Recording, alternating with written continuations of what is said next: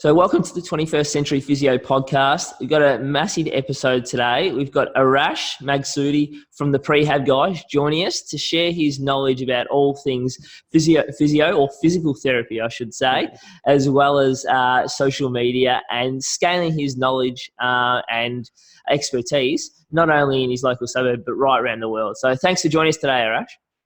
Thanks for having me, Stephen. I love how you said physical therapy. Anytime I was just on a podcast with someone else from Australia, BFit Physio, and I always used physio. I never said physical therapy because I figured that most of your following, or most physical therapists, I guess, around the world use the term physio. I think America is the only country that uses physical therapy. You guys like to do things a little bit differently over there. We're just talking about the inches versus centimetres, and that's driving on the wrong side of the road, all of these different things.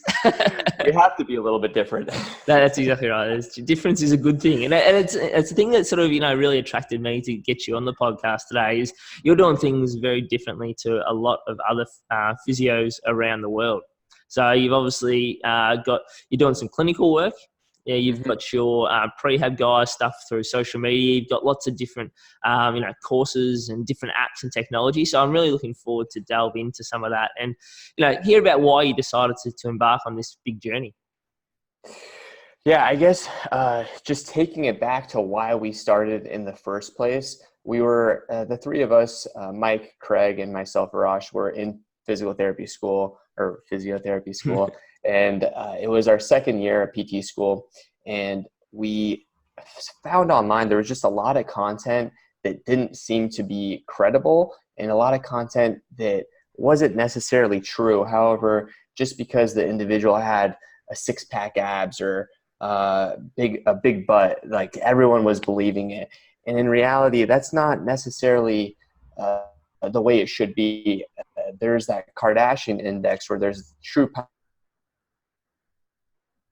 The point is that when someone is credible to speak about a certain topic, that's a true positive and they have a following. But the problem was there's a lot of false positives that were out there when that's the people that can actually create deleterious effect to the public, where you're given this information and they have a large following and people think that the information is right.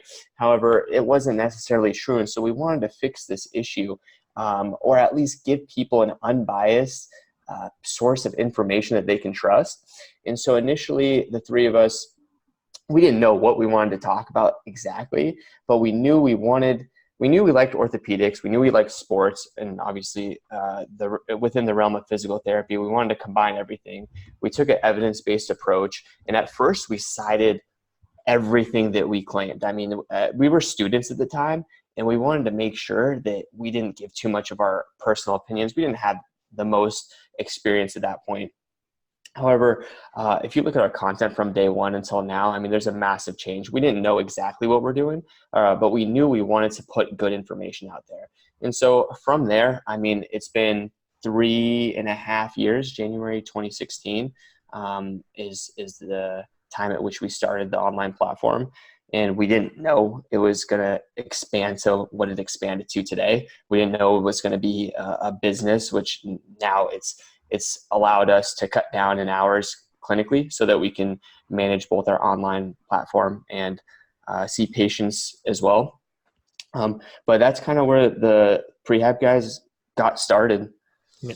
There's always, I think, every good business, I guess, comes from a problem and a frustration, I guess. And obviously, you also some of that miscommunication out there. What were some of the big things that you were seeing online at the time that you really, got you, excited to go and start to do something a little bit different? I think that personal trainers do a great job of marketing themselves online. And the problem is with a lot of them, the following seems to be very correlated with how shredded somebody is. And so I'd see a lot of content, not necessarily pointing any fingers, but I'd see a lot of content with people talking about how to rehab certain, what the pathology itself truly is. And I think that was a big frustration of ours. And you'll even see nowadays, you'll go through social media, and social media is good because it gives everyone an equal opportunity, and anyone can build a big following. And it's the people that choose who has that big following. It's not like TV where whoever has the contract with a certain network is the person that's going to be seen. The people decide who is that figure that's going to be at the forefront of a certain sector. And so there'd just be a ton of content with some trainers talking about rehabbing this or prehabbing that, and it wasn't necessarily in their scope.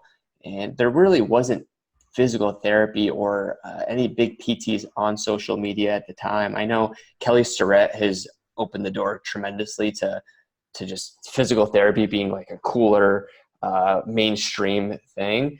However, before that, there wasn't even a business profile on Instagram. Now every business has some type of social presence because they understand the value behind that. But at the time, there wasn't really that wasn't a thing. Businesses on social media weren't a thing. And so, we just wanted to make sure that people got that higher quality evidence-based information. Fantastic. And you've obviously done a good job that now. You're having a massive reach, right around the world, almost at 500,000 followers. Yeah. Which is exciting. So when you started this journey, like, did you think you'd end up with, something, like that? Not at all. I mean, honestly, I still remember, it feels like not too long ago where we were in school in the basement studying for our tests. And then while we have some break, whenever we get a chance, whether it's a lunch break or a snack break, we would just write up a post, film each other doing a certain exercise. And we were just doing it more because we wanted to help people. We realized we didn't know everything. There's plenty of people that are way smarter than us in terms of the realm of physical therapy that aren't doing what we're doing. But we realized that we had enough information that we could actually help people positively. And we wanted to make sure, obviously, what we were talking about were things that we felt comfortable with educating people on. But the way that I approach it is, what is it that I wish I would have known 5 years ago? What is it that I wish I would have known 10 years ago? And I know if I wish I would have known that, it's going to likely help a lot of other people that are in the footsteps of where I was 5 years ago. So,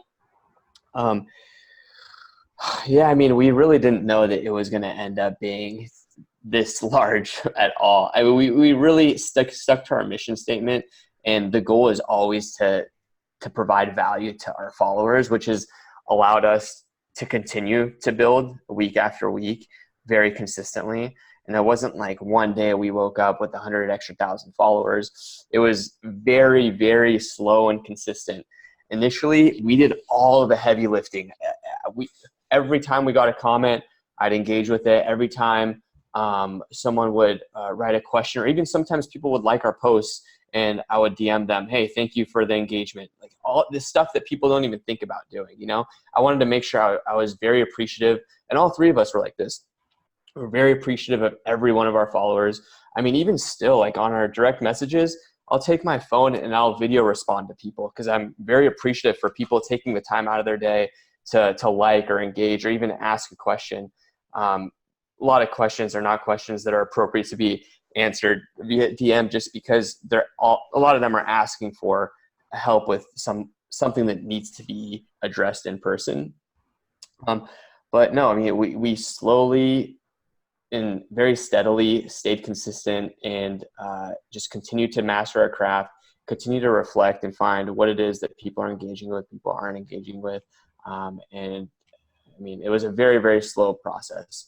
I'll tell you that. I mean, it took a while before we had any type of engagement that was kind of like, oh, we made it. Yeah.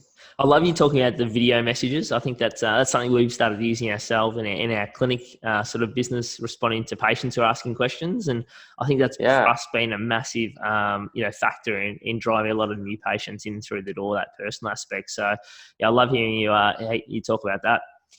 Yeah, so I love it. I mean, it's also just going off of that. I mean, it's all about value at the end of the day. Even if you show that you care a little bit, that little bit goes a long way. It takes me 10 seconds. It actually takes me less time to film myself saying something than it does to have me write it out. And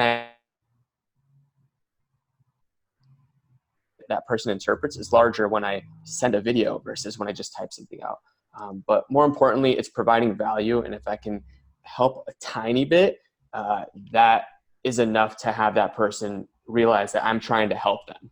And that's what our content is. It's all about trying to make sure we're bringing the most value that we possibly can. That way, if we do have an ask, which we really haven't tried to sell much, and that's why we try to stay away from a lot of different partnerships as well, because we want to stay true to what we're showcasing. It's something that people realize, okay, this must be a legitimate product or a legitimate piece of equipment. Yeah, fantastic. Now I want to touch on something you sort of just said before, is that, these things would be better addressed in person. So Yeah. I'm interested to get your take on that. One, because there's a lot of people getting into virtual consulting in the physio business these days. And two, obviously you've got some products and some courses and apps around self-management at home as well. So I'm really intrigued to hear your thoughts around this topic. Yeah, so I guess that's two different things, but Yep. I'll try to address both of them. The virtual consultations, we've done a bit of that. However, we're staying away, especially telehealth. We're staying away from at this point. We're doing more prehab, like more strength and conditioning programming for people that are looking to gain something virtually, especially if they're out of the state of California. Technically, I'm located in Los Angeles, California.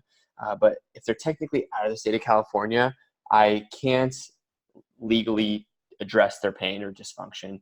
I can build them a prehab program, and it gets a little convoluted at that point. So we're steering away from true telehealth. However, I do think there's utility and value behind telemedicine, and it's actually picking up pretty good here. I know the Physio is a program that a lot of clinicians use in the state of California. And it's something that you can easily have a patient do their HEP in front of you. However, they still do the evaluation typically in person. And I think that you can only be so specific virtually. And if it's a problem that's not straightforward, it's very difficult to get the same presentation virtually than you can in person. And so obviously it's not going to be at 100% of that care. I mean, maybe you can get really close to that 100% depending on the issue the person is seeking you for. But if it's a complex issue, I think you're better off seeing someone in person. Now, if it's a basic issue, then I think telehealth or telemedicine has some utility, and there's value behind that.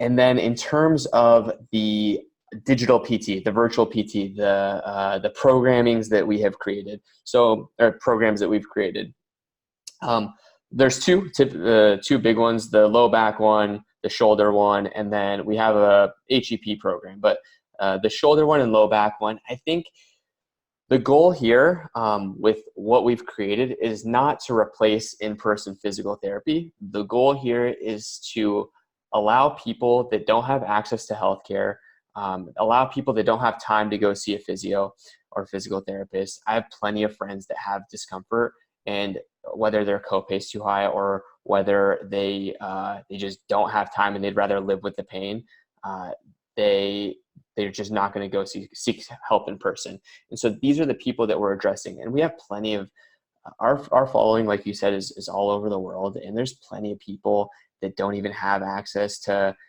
decent quality physios. There's countries out there that physios isn't even a thing. I know Mike was just in China, and there was no such thing as physical therapy. They didn't have rehab. They have doctors to make sure you're alive, and then there's some personal trainers that are kind of dabbling with rehab, but I mean, they don't exactly know how to address shoulder pain or back pain. And so the goal with what we've created is to allow people that don't have these criteria, or don't have this access, to still get somewhat of a rehab that's digital. And the low back one is very customized to where it does ask specific questions, and then it has an algorithm where it weeds in and weeds out certain interventions.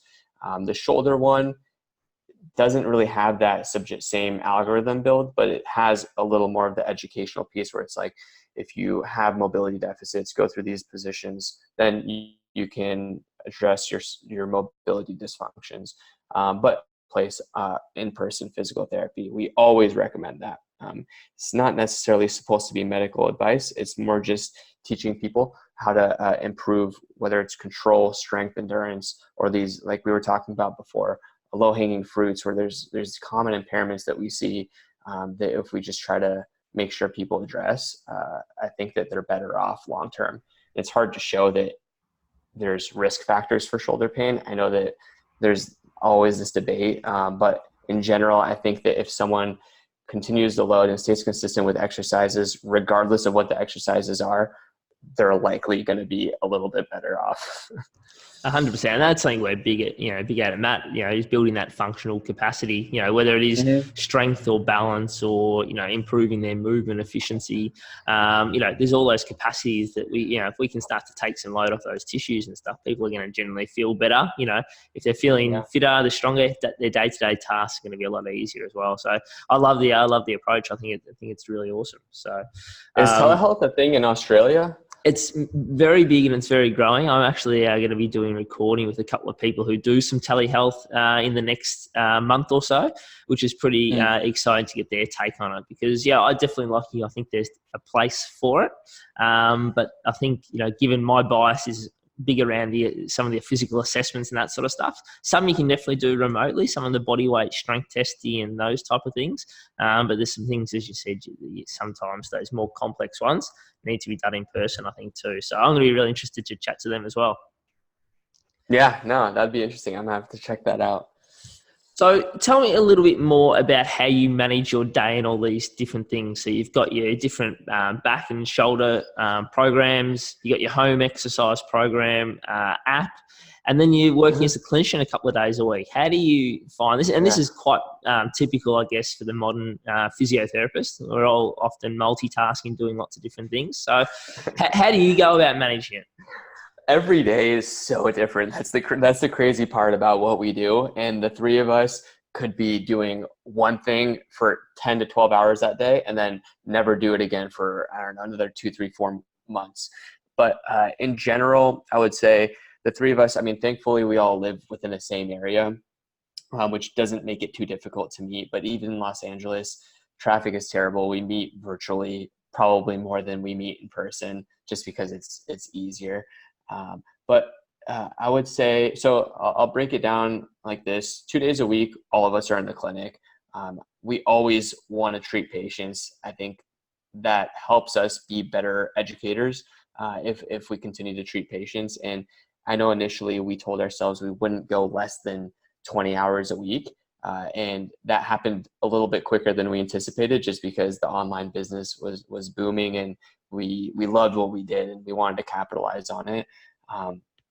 So we treat patients 20 hours, anywhere from, I guess, 2 days a week. And then Monday, Wednesday, and Friday are the days that we work out of the house or I don't know, we go to local coffee shops and get our work done, which can consist of a variety of different things. We actually came out with our own podcast. We constantly are filming content to improve this HEP platform that we built out, which is pretty functional. I'll actually have to get you on it, but basically there's tags on the left where you search all these different body parts, diagnosis, muscles, equipments, and once you click on a tag, all the videos will populate for that tag. Or you can use the search bar as well and search for a specific exercise. You can create playlists once you have all the exercises, send it out to your patients and clients. So that's a big undertaking of ours, just building out this HEP program. And we're constantly always trying to improve our craft. So things that we've built, like old articles, we're always going back, changing it just to make sure it's staying relevant. There's some things even within the last 3 years that have changed, and we want to make sure we're constantly keeping up to date. Instagram posts, I mean, once something's old at that point, no one's really going back to look at it, but blogs stay on the web forever. And we want to make sure that content remains of high quality. But there's so many different things that we're doing. We're trying to create a program really for every body part. And the next one's the knee. And I know the knee is a common issue, but same idea with the shoulder, just kind of addressing all parts of the lower extremity to build this functional capacity or tissue capacity of all the structures surrounding the knee. But yeah, we're always doing it, just on our toes. Same thing with you. I mean, there's always something going on. And so, how do you keep up to date with all the research and all the content that you're rolling out? Like, what's your strategy? Obviously, producing this material is a great way for you to keep up to date. But how do you go about collecting all this research and staying up to date with the latest evidence, given how busy you are? I love that, because creating content actually helps me remember the content a little bit better, because not only have I read it, reading it is one thing. Yes. However, when I'm producing it and putting my own spin and actually applying it to patients is where I truly understand something. And I think even, for example, when I teach, we all three of us teach blood flow restriction training around the States. And I talk to them about how there is no perfect model of treating people, but there's some models that are better than others. We know some things that don't really work too well in the rehab setting. And so at least let's try to mitigate those and maximize the things that we know do work. But in general, I use this app called QXMD. And when there's certain keywords that I want to stay up to date with, have you heard of that, QXMD? I haven't actually stumbled across that one. I've got a similar program that sort of we use to track things, but I'm going to definitely go and have a look at that. Yeah, so there's certain keywords in certain journals that I follow, and when there are, whenever I'm interested in I guess first thing is whenever there's a new article that comes out, it emails me and notifies me, and I'll know that I have the option of reading it right then and there at some point. But oftentimes, like, I try to set aside at least 1 hour to do a little bit of continuing education on my own, where I'm reading articles or at least going through and skimming the different content that was recently published. And there's so much stuff that's on there, though. I have to pick and choose, but giving myself a dedicated amount of time, a couple days per week, allows me to stay consistent with it. Because if not, and I'm like, hey, whenever I have free time, I'll read it, it doesn't happen. There's always something to fill up your time. And I think this app has helped me big time. It doesn't necessarily give you the PDF of the articles, but at least it gives you the abstracts. Then I go into PubMed and pull up the article and use that. And I also use Physio Network. I'm on Physio Network, and I think you've written. Yeah, definitely. Yeah. I'm very close with Tim and Jason and the boys. So yeah, they do a great job at producing some really up to date research each month. It's fantastic. Really good stuff. Yeah, I mean, I definitely recommend that to people. But between those two, I think those are probably the most consistent ways that I stay up to date. And then whenever I'm writing articles, I go to town with doing my own research. Sometimes it gets a little bit crazy. Like right now, I'm looking up everything with Achilles tendonitis and tendinopathies, and I've got like 20 different articles on my background right now. It's crazy, but it's fun. At the end of the day, it's kind of like a piece of art. You get all this stuff and you put it all together, and then at the end of it, you look at it like, okay, cool. That turned out to be kind of nice. Yeah, it's awesome. So tell me some of your top tips for creating content. Like, how do you guys produce, a lot of great content? What are some strategies you use? Because that can become a time consuming task and an overwhelming task for some people out there. You got any tips for, some of the physios listening about how they can start to increase, the amount of content they're producing? So I told you the one strategy with what is it that I wish I would have known a few years ago. I think it's nice to talk to people outside of the rehab world because that gives me a sense of what the average person knows. Because in reality, I'm somewhat of a recent new grad, and it allows this information that I know, it hasn't always been in me. These are things that I've recently known. So I know what it feels like, or I knew what it was like not having known all this stuff. And I think that's actually to my advantage, so that I can communicate with people that don't know this content and get that message across a little more smoothly. The other thing that I think helps us is actually seeing patients. I know there has been a time where we were like, should we just go 100% online? But we wanted to still see patients for the reason that it gives us a lot of ideas on how to create content. And we wouldn't be creative if we stopped completely seeing people in person. And that gives us a little bit of this artistic touch with our exercises. And also, all three of us have, I know Craig was a personal trainer. I've done some strength and conditioning coaching. And I know in physio, at least physical therapy school, I'm sure it's the same thing with physio school. There's a complete lack of education with exercises. And there's so many clinicians that come out and they know their manual therapy, or they know some of these other techniques, but they don't understand how to progressively overload a patient, or how to progress or regress certain exercises. And it's a problem because it doesn't make sense. For the most billed unit, we have very little amount of education on this specific topic. And so having our background helped, but I don't think physical therapy school prepared us for necessarily being the best possible clinicians. And for us, we always just talk as well. I think we get ideas just from talking and recording and filming and messing around, because we have dedicated time to film, which allows us to get better at exercises, or being creative with exercises. Again, if we didn't have that dedicated time, we wouldn't be thinking creatively about this.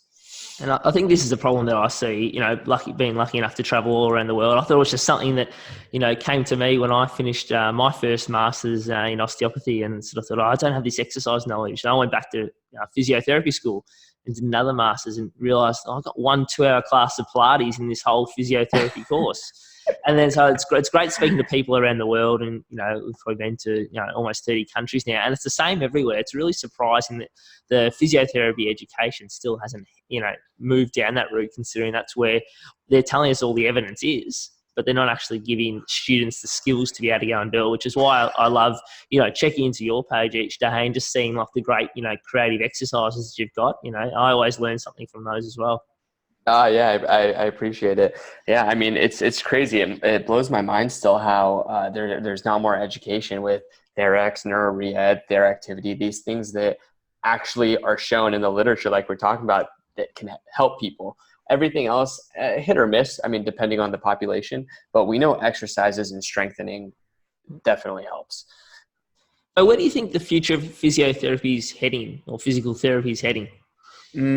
I would say a couple different things. The way that I see where physical therapy is heading is I think we're becoming more objective with our measurements. Things like the dynamometer, things like the mat as well helps big time, because that which doesn't get measured doesn't get managed, and we need to objectively show not only ourselves but the patient that they're improving in whatever we're looking to improve. So I think being objective in things like these like coach's eye, huddle technique, these movement analysis tools are great as well, because we can objectively look and see how someone's moving and measure these angles. Even things like IMUs, where we're having these sensors looking at acceleration of like the tibia, the femur during specific movements, are great. So being more objective, I think, is one of the big ones. And I think Fits my bias nicely. I think the other thing, and actually Australia has beat us here, is being at the forefront of physical health, where if there is an ankle sprain, a hamstring strain, some shoulder issues, some neck issues, people directly go to their physio or physical therapist. That's really the goal. And in America, it's slowly going that direction. We finally got some sort of direct access in all 50 states. Some are more limited than others depending on the state, but we at least have that. So legally it's there. The problem now is convincing the insurance companies that they don't need the script to see a physical therapist. However, the way that it's set up is not to our advantage currently. And it doesn't make any sense why someone needs to go get a script, even though they're going to come to us anyways. Just save their dollars, come to see us. If it works, it works. If it doesn't, then let's go take the next step. But I think being the musculoskeletal people, where I know in Australia, it seems like you guys are already there, but over here, it doesn't seem to be the case. I think we take it for granted over here in Australia. We've, when we travel through like Europe as well, Germany, Spain, these type of countries that do need, a referral to see the physical therapist, it does make it a lot more difficult, I guess. So yeah, that's really interesting. Yeah. So what's next for the Prehab guys? So you've obviously got a lot on your plate at the minute, but you guys don't seem like the ones who are going to be sitting still. Where do you guys see yourself in, over the next 3 to 5 years? We typically plan 1 year at a time, just because things constantly are changing. But who knows? In 3 to 5 years, we may have our own clinic. Right now, we're really focusing on online, maximizing what we're producing online and making sure that's of the highest quality possible. Once you start a practice, you're kind of married to that practice, and there's constant maintenance that needs to be put into that practice, which is not necessarily a bad thing. It's just that we're not necessarily ready for that step at this point. So right now it's really focusing online, making sure that we are educating the public as best we can. Going back to that last point, educating the public will allow people to realize the value behind physical therapy. And so if people want to go to see their physical therapist when they have that ankle sprain, they'll do what they need to do and try to come to that physio. Versus right now, the way it's set up, they don't know what to do. They call their insurance company. They say, hey, you got to see a physician. They go see their physician. And that's not the way that it should be set up. If someone has an injury, why do you need to go see your primary care physician?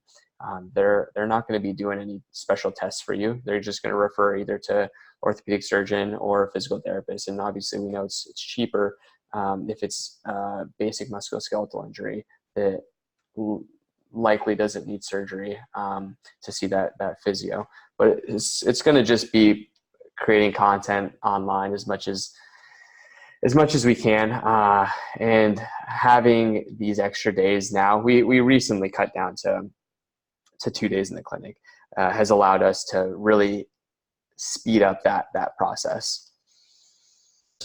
Awesome. No, I think that's great to see you getting that balance in there, because I know it can be a bit overwhelming as you sort of running a couple of businesses and multiple different projects. So it's good to see you guys really got your focus on that niche, which I really love seeing. Yeah. So how can people haven't heard about you guys? They're obviously not on Instagram, that's for sure. But how can people find out more, like at your blood flow restriction courses, obviously around your home exercise prescription app?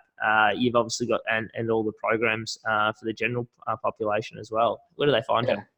Yeah, so we are at the Prehab Guys on Instagram, Facebook, YouTube, Twitter, LinkedIn, our website. We just did a total makeover of our website that just recently relaunched. It's theprehabguys.com.